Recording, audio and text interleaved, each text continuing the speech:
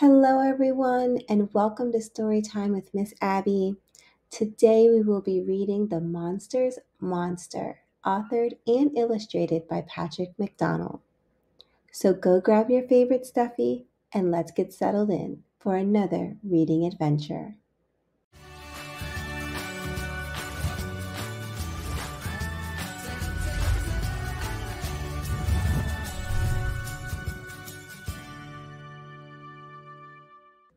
Grouch, Grump, and Little Gloom and Doom thought they were monsters.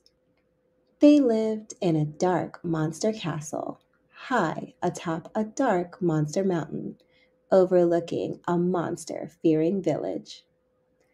Their little monster heads were always filled with big monster thoughts.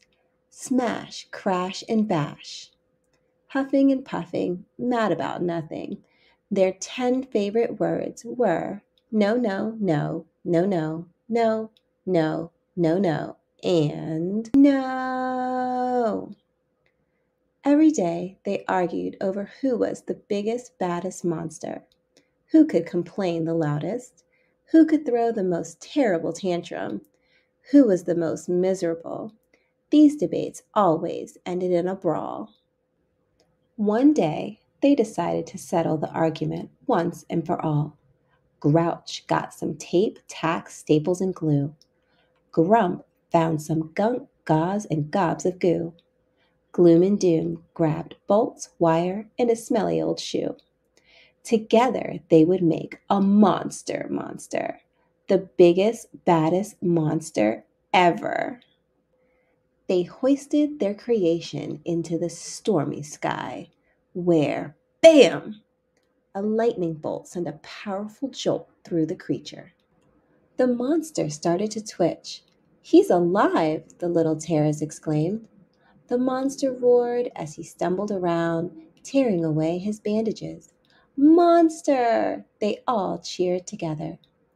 The growling giant reached toward them, and then, in a deep, booming voice, he said his first words.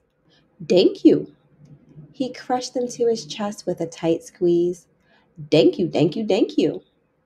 Monster wiggled his stubby monster fingers and tapped his clunky monster feet. He looked around in wonder and threw open a window. The room filled with warm, early dawn light, bird songs, and dewy fresh air. Monster smiled at the snakes around him. "No, no, no, no," shouted the group. "You're supposed to be a monster." But Monster didn't think he was a monster. Suddenly, he let out a roar and smashed through the dungeon wall. Shouted Grump. "He's off to make mayhem in the village. He's going to smash, crash, and bash," cried Gloom and Doom. The rascals dashed after Monster, trying to keep up with his long strides down the mountain. Monster for the day when Monster plowed through the front door.